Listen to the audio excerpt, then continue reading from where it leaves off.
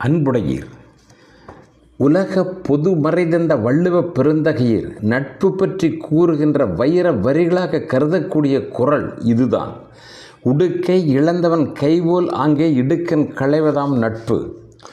ஒருவன் தான் உடுத்தியிருக்கிற ஆடை கொஞ்சம் விலகினாலும் தன்னுடைய நிலையை மறந்திருந்தாலும் கூட அதை சரி செய்ய அனிச்சையாகவே விரைந்து ஓடுகின்ற கை போல நண்பருக்கு துன்பம் வந்தது என்று அறிந்த அடுத்த வினாடியே அவ்விடம் சென்று அவனுக்கு ஏற்பட்ட துன்பத்திலே இருந்து காப்பாற்றுகிற செயல் நல்ல நட்பாகும் என்று சொல்லுகிறார். தெய்வப்புலவர் சொல்லுகிற இந்த வார்த்தை எவ்வளவு அற்புதமான வார்த்தைகளாக இருக்கிறது பாருங்கள். ஒரு சம்பவத்தை சொல்லுகிறேன், இது கற்பனை அல்ல, உண்மையிலேயே நடந்தது. 1999 மே மாதம் முதல் ஜூலை வரையிலும் கார்கில் யுத்தம். பாகிஸ்தான் படைகள் எல்லை கட்டுப்பாட்டு கோடுகளை கடந்து இந்தியாவிற்குள் நூற்றுக்கணக்கிலே ஊடுருவினார்கள். உயர்ந்த மலைப்பகுதியான லடாக்கிற்குள் நுழைந்து அன்று காலியாக இருந்த இந்திய இராணுவ கண்காணிப்பு அலுவலகத்தை தனதாக்கி கொண்டார்கள்.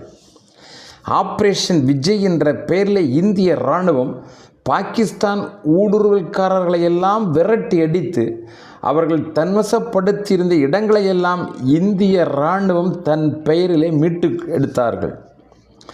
இந்த வெற்றி பயணத்தில் நடந்த ஒரு சோக சம்பவம் தான் இது. வள்ளுவனுடைய நட்பு குறளுக்கு இலக்கணமாகவே அமைந்திருக்கிறது. துப்பாக்கிகள் ஓசை, வேக வெட்டுகளுடைய சத்தங்கள், ஆகாய விமானத்திலிருந்து குண்டுமலை என உக்கிரமாக யுத்தம் நடந்து கொண்டிருக்கிற நேரம் ஒரு சிப்பாய் தன்னுடைய கேப்டன் இல்லை உயிருக்கு இணையான நண்பனாக பழகியவர் குண்டடி விட்டு கீழே சாய்ந்ததை தன் கண்களால் நேரடியாக பார்க்கிறான். அடுத்த நிமிடமே தன்னுடைய அதிகாரியை அணுகி கேப்டனுடைய உடலை மீட்டு எடுத்து வர அனுமதி கேட்கிறார். அங்கு செல்வதால் எந்த பயனும் இல்லை, நீ அங்கு சென்றால் துப்பாக்கி குண்டுவிற்கு நீயும் பலியாகிற நிலைதான் ஏற்படும், எனவே அங்கே போக வேண்டாம் என்கிறார் அந்த அதிகாரி. அது மட்டுமல்ல, பாகிஸ்தான் படைகள் கொஞ்சம் உயர்ந்த மலைப்பகுதியிலே இருக்கிறார்கள், அவர்கள் அங்கே இருந்து மிக எளிதில் நம்முடைய நடமாட்டங்களை கண்காணிக்க முடியும், அதனுடைய விளைவு அவர்கள் நம்மை தாக்குவதற்கான நல்ல வாய்ப்புகள் கையில் இருக்கிறது, எனவே இந்த நேரத்தில் அங்கே செல்லுவது சரியல்ல. இப்படி அவர் அறிவுரை கூறினாலும் கூட சிப்பாயின் மனது எதையுமே ஏற்கவில்லை. மிக மிக வற்புறுத்தி அனுமதி பெற்ற பிறகு தன்னுடைய நண்பர் கேப்டன் விழுந்த இடத்திற்கு சென்று பேராபத்துகளுக்கு மத்தியில் தனது நண்பனுடைய உடலை தூக்கி தோளில் சுமந்து கொண்டு வருகிறார். அதிகாரி அந்த கேப்டனுடைய உயிரற்ற உடலை பார்த்தவுடனே அந்த சிப்பாயை பார்த்து சொல்லுகிறார், நான் தான் அப்பவே கூறினேனே அங்கு செல்வதால் பலன் ஏதும் இல்லை என்று, அவர் ஏற்கனவே இறந்து விட்டார், நீங்களும் அங்கே சென்ற காரணத்தினால் பலத்த காயமடைந்து வந்திருக்கிறீர்கள், இதெல்லாம் உங்கள் உயிருக்கும் ஆபத்தை விளைவிக்கின்ற செயல் அல்லவா என்கின்றார். இல்லை சார், கண்டிப்பாக பலன் இருந்தது, நான் அங்கு சென்ற காரணத்தினால் ஒரு நல்ல பலன் இருந்தது என்றார் சிப்பாய்.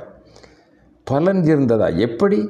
உனது கேப்டன் தான் ஏற்கனவே இறந்து விட்டாரே, வருத்தத்தோடு சொன்னார் அந்த அதிகாரியும். சார், நான் அங்கு என் உயிரையே பணயம் வைத்து சென்றதற்கு உரிய பலன் இருந்தது.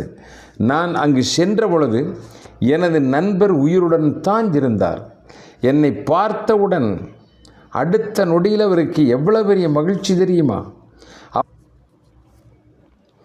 அவர் உயிர் போகும் நிலையிலும் கூட நீ கண்டிப்பாக என்னை தேடி வருவாய் என்று நம்பிக்கையோடு இருந்தேன் என எண்ணம் வீண் போகவில்லை என்று அவர் மிகவும் மகிழ்ச்சியோடு சொன்னார். தன் தலையை கொஞ்சம் தூக்கு, உன் மீது நான் சாய்ந்து கொள்கிறேன் என்றான். அதன் பிறகுதான் அவருடைய உயிர் பிரிந்தது என்றான் கண்ணீர் வழிந்த கண்களோடு அந்த சிப்பாய். மரணித்த அந்த கேப்டனுக்கு பரம்வீர் சக்கரா விருது வழங்கி கௌரவித்தது இந்திய அரசு. சிப்பாய் கேப்டன் உயிரோடு உன்னத நட்பல்லவா? அன்பையும் பண்பையும் பாசத்தால் இணைத்த நட்பு. வளர்ச்சியிலும் வெற்றியிலும் உறவுகள் பல இருக்கும், வீழ்ச்சியிலும் தோல்வியிலும் நட்புத்தானே நிலைத்திருக்கும்.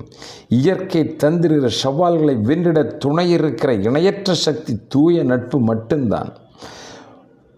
ஒற்றை மரம் போல வாழ்தல் வாழ்வில்லை, கூடி வாழ்வதே இம்மண்ணுலகில் பேரழகு என்பதை ஆயிரம் உண்மை சம்பவங்களின் மூலம் நம்மால் அறிய முடியும். நட்புக்கு கரம் நீட்டுங்கள், ஏற்றுக்கொண்டால் உங்களுடைய நண்பர்களுடைய பட்டியலில் ஒரு எண்ணிக்கை கூடும். மறுக்கப்பட்டுவிட்டால் இழப்பதற்கு ஏதுமில்லை. எனவே அன்பார்ந்த பெரியோர்களே, நட்பை போற்றுவோம், அனைவரும் நண்பர்களாக வாழ்வோம். நன்றி, வணக்கம்.